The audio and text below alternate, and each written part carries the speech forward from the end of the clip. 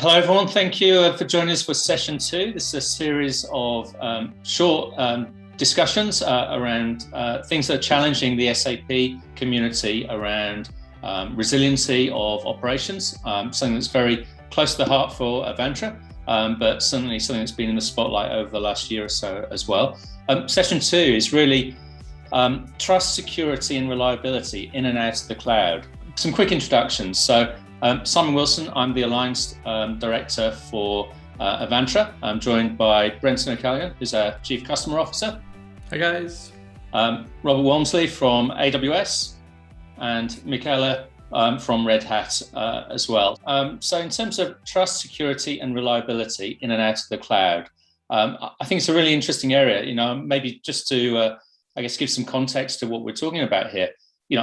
I go back maybe just 1 or 2 years ago, and when you look at the research around, what are the reasons that people wouldn't move to the cloud, security was one of the top concerns. And I think now we're finding that's actually the reverse. And actually, people are looking to move to the cloud because they just can't achieve the levels of security that the business demands, or they're not sure they can achieve the level of security the business requires in an on-premise environment. So, Rob, do you want to maybe just kick off and give an AWS perspective? Because security, I know, has been front and center for everything AWS does from day one, really. That's right. We call it job zero here at AWS. Security is vital. AWS, we're responsible for everything from sort of the operating system, the virtualization layer, the physical security. And our scale allows us to do what very few large corporations could do themselves. So in terms of that investment in the security of that infrastructure, that's something that we really, really focus on. But it's a shared responsibility model. We can't secure all our customers' data. So what we do is we give them the tools to do that themselves. So we have over 230 services and features around security and governance that we then allow our customers, they build the applications that they can then make those applications secure. So you've got a vast array of tools and services. So we do our bit and then our customers do their bit. And together you've then got that facility to create that secure application running in a secure environment.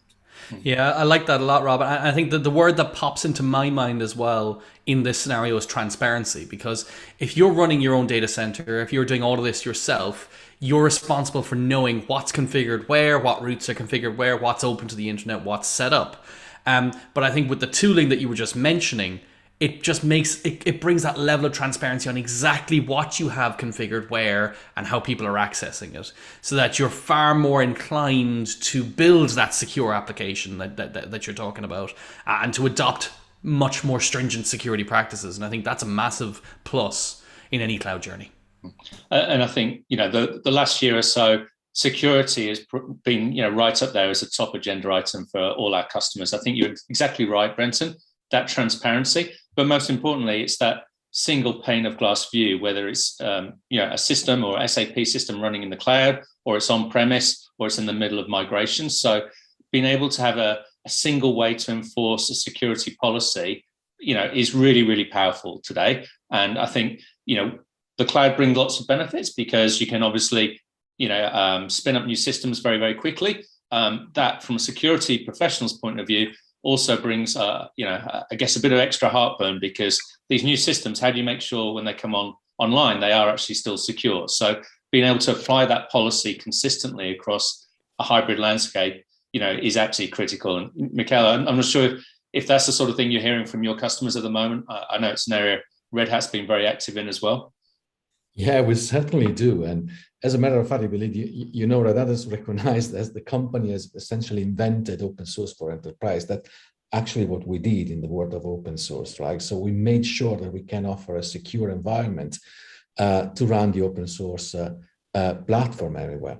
And that's exactly what we've been asked more and more and more, to the point that we ended up putting in our products like automated artificial intelligence to make sure that we were taking away a little bit of that responsibility from the end customer. So we use artificial intelligence and we push what could be a threat in terms of a patch that then can be automated and put on. But that's exactly coming from the demand of the market that are saying, like, we want to sleep tight. We don't want to have surprises. So we understand we need to do something about that, but please help us to make sure that we get like proactive notice as opposed to being the one looking for the possible threat.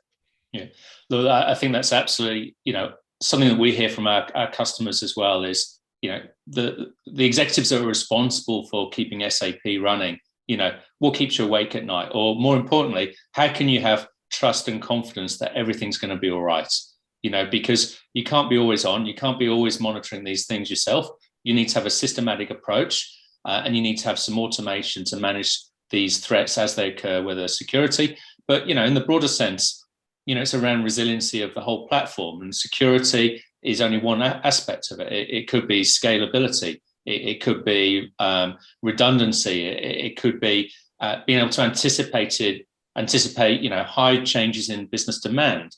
These are all different forms of giving the business trust that everything's going to be okay. And you can't do this in a manual sense anymore. There's too complex. It's changing too quickly. It's got to be a systemized approach to doing that. And I think, certainly we're hearing that a lot at the moment. I mean, Brenton, there's probably a few customer conversations that you're thinking of right now where, yep, this is exactly what drove the whole decision to move to Avantra. It was all becoming too much. Completely. And even if we refer back to, some of the other sessions that we've been talking through, the whole move to the cloud at all. And as we said, it's about a change in mindset. It's about stopping and saying, right, should I be doing this manually? Should I be looking through all these firewall rules manually? Should I be, going through all these log files or trying to figure out whether the rules I've set up are correct? No, you shouldn't. You should be leveraging the tooling that can do 80% of this in an automated fashion. And then you're doing the last 20%. And it goes back to the point you were making, Rob. Freeing up that 80% of the time to do the stuff that actually will impact positively your business. So I think we're all singing from the same hymn sheet here, but it's all about leveraging the automation, using intelligence and the AI concepts to really ensure that you're doing the right thing and paying attention to the exceptional rather than the day-to-day. And I think, over the last year and a half, it's been a tough year for the SAP operations teams around the world, but I think there's been, some light at the end of the tunnel, and there's some good things that have really come out of this, and that it has highlighted to a number of the executives in these businesses that actually you've got to be prepared for the unexpected. No one anticipated, a global pandemic with, a complete freeze on travel globally.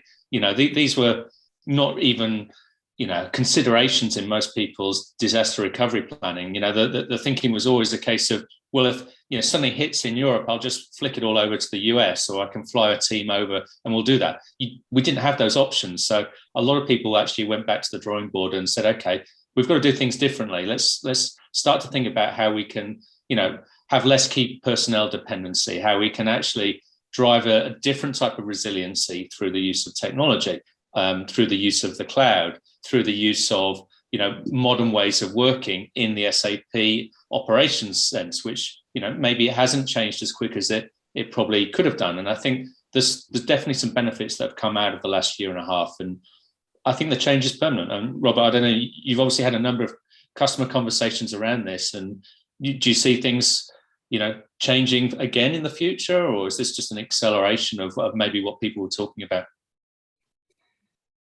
Yes, I mean, I think it's definitely the latter. So maybe an acceleration, and we're not seeing people going back to what it was like 18 months ago. So it's a couple of points. Leveraging on what building on what you were saying earlier, is that resiliency is also about that scalability. So we get those peaks and troughs now become far more. I think we've got far more of those peaks and troughs than we used to have. So the company I work for is responsible for some of them. So Amazon on its on its Black Friday, your SAP system, if that's needing to do its, the availability management, or so you scale up your web servers, but you've also then got to maybe scale up and put a few more application servers in. And Avantra can do a lot in terms, helping in terms of actually monitoring that, and then the cloud can help you scale that. So some things, yes, are things you can't forecast, but other things you can forecast, but you don't. So how many application servers do I need? So why don't I build an infrastructure that can just add them in, when it needs it? I think that's right. You highlight another point that we often talk to customers about as well, is they need to see that end-to-end view. If it's a supply chain process or an e-commerce business process, SAP may be business critical to a part of it. It may be a very large percentage of it, but probably not 100% of it. So being able to have technology platforms that can see across that end-to-end business process and say, okay, where are my single points of failure? Or when I scale my web services, can I automatically scale my SAP system? Am I clear on how we've got interdependencies and interfaces and all these different things that can drive the overall user experience? And that's really what the board and what the directors of a business are really looking for now. And I think it's an interesting observation that in the last year or so, the resiliency of IT operations and systems has become a very senior executive level agenda item. And I guess it only happens when things don't go well, but equally in a lot of organizations, they're also concerned around are we next? When they read about an issue or a company has a major outage, how well prepared are we? And I think going back to the heading on this session, trust, how do you still instill trust within your executives, within your customers, and within your own IT team? And there's different ways to think about for each of those different stakeholders. So I think transparency, getting that single view of what's going on, is definitely the number one thing I would say to make sure you're prepared for these things. So thanks for joining me, and join us for our next session, which is going to be there's no future without automation. I'm looking forward to that one. So thanks everyone, and we'll see you soon.